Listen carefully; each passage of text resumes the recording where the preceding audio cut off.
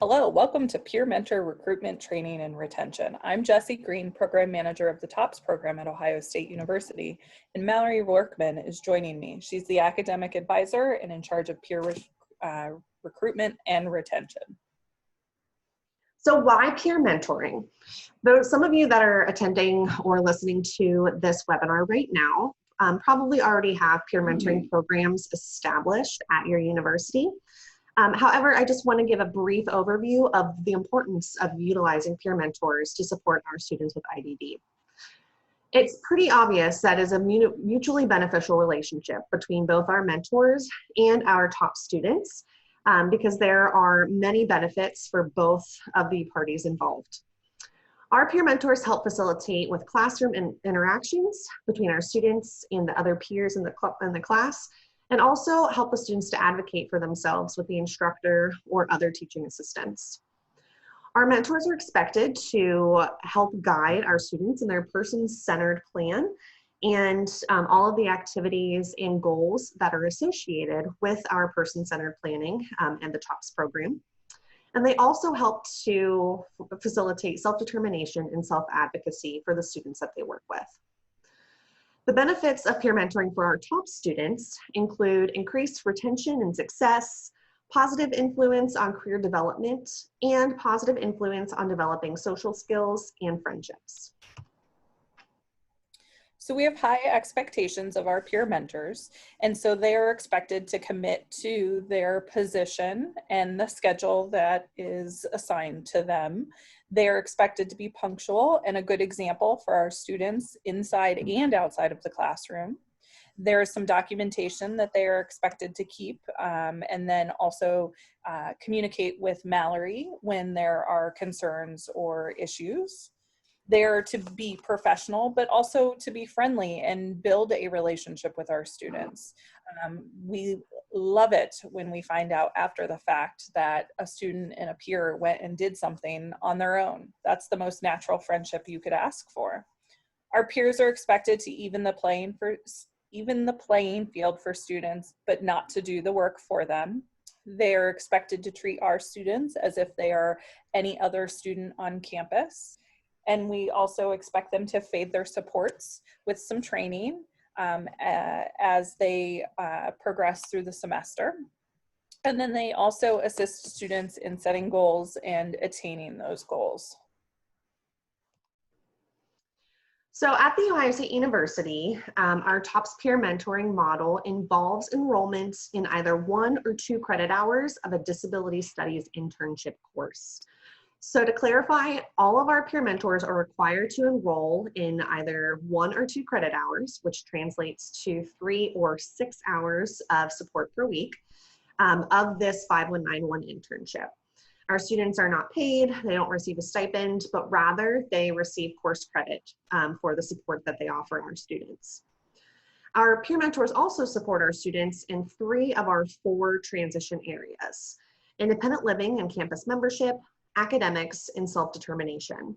And we'll talk about the specific responsibilities of each of the roles that we have in just a moment. So we recruit students through a number of ways. Word of mouth is always the best and happens frequently.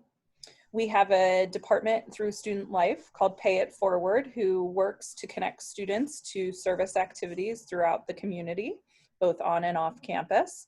And so we use their listserv every semester for recruitment. Honors and Scholars at Ohio State also has a listserv of opportunities that we utilize to gain our mentors. And then we reach out to many student clubs and organizations that have similar missions to TOPS. Sometimes those are service organizations, sometimes they're disability focused organizations, but there are 1,400 organizations at Ohio State that we could work with. There is an application process that new mentors must go through, which includes at the end a group interview. So obviously we want our peer mentors to be well prepared and well trained before working with our students. We offer an in-person training for our new mentors and also returning mentors that are changing roles so that they can learn about and prepare for their new role that they're serving in our program. We also have online mentor modules, which are required of all new mentors, and ongoing communications and webinars between myself and the peer mentor cohorts each semester. This usually consists of about 2 to 3 online webinars in which I bring all of the peer mentors together and talk about any common concerns or any announcements or things that I've just noticed throughout the semester. And it also allows our peer mentors to ask any questions that they might have that are a little bit easier to ask in a group setting as opposed to over email or another form of communication. And we'll talk about the content of these trainings in just a moment.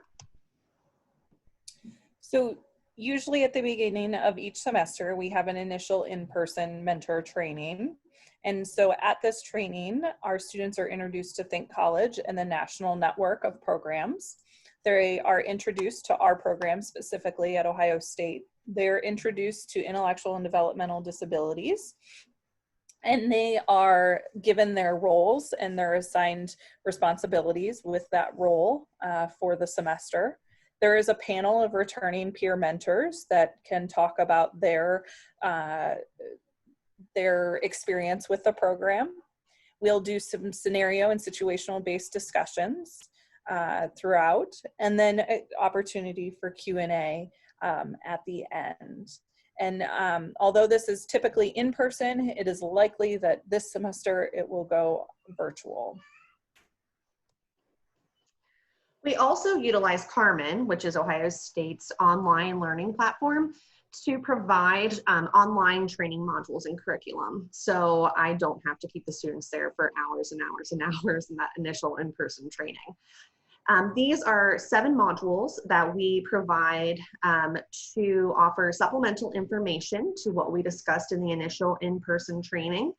I'm not going to go through and read the titles of all of these because there is a QR code at the end of the presentation that you can scan and access all of the content that is associated with each of these modules. However, each module consists of a PowerPoint presentation and a short quiz at the end that peer mentors need to pass in order to continue to be successful in participating with our program. So when we look at the demographics and the retention for our mentors, they are from all years of school, freshman through senior. Majority are female, and most are working on a degree in the human and social services. But that doesn't mean we don't get an occasional business major or something like that. If you look at the graph on the right-hand side of your screen, you will see our retention rate has been extremely high the last several years and on an increasing trend. When we started in 2015, Mallory had 8 mentors to her name to work with, and now we sit somewhere around 60 every semester, and we are holding steady with a pretty high retention rate above 60% right now, which helps to the students to build those relationships with our mentors and continue those ongoing relationships. We have 4 different positions that our peer mentors can serve in while they're working with our students. The first is educational coach, and our educational coaches attend the inclusive OSU classes with our top students and support them in whatever way that they need the support with. This can vary from note-taking assistance all the way through social interactions with peers or the instructor. The supports provided by the educational coach are very individualized because our students' needs are very individualized, but they are really there to help even the playing field for the student in the classroom. Our in-class mentors are pretty similar to educational coaches, but they serve in our TOPS exclusive student learning communities. In these student learning communities, our students learn career readiness and independent living skills with the other members of their TOPS cohort. The in-class mentors provide technology-based and behavioral supports in small group settings because there's typically about one peer mentor per 2 to 3 TOPS students.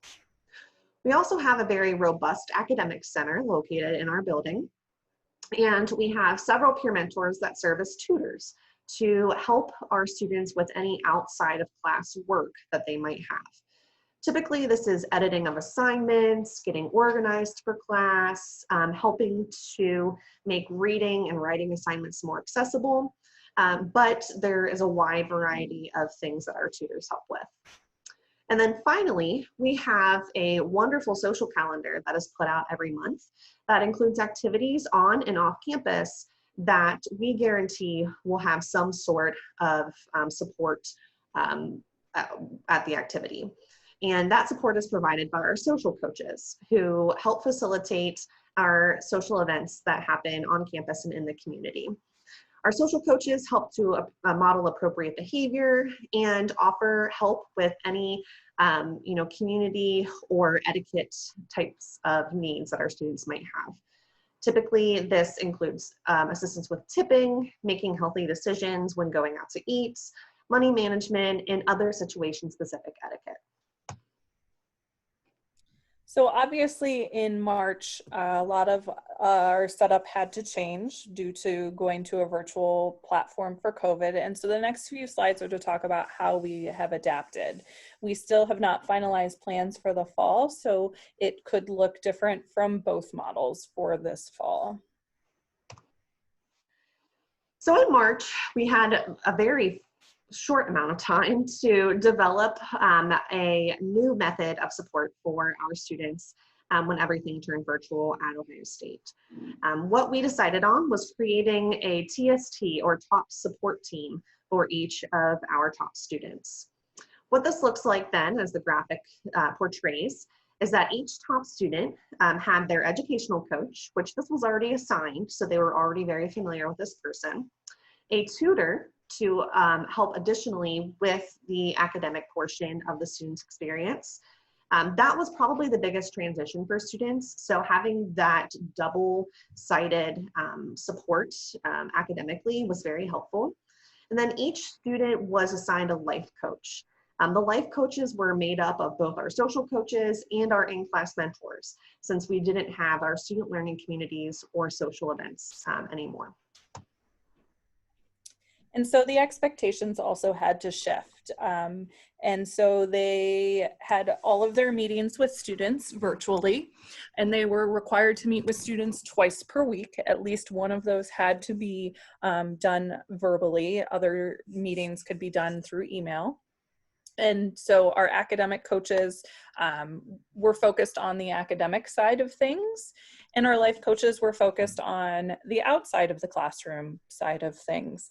And so the feedback that we received from families, from students, from peers was that this actually really worked well, and that they appreciated the ongoing support of everybody on the TST and the program staff and family staff as we all kind of shifted.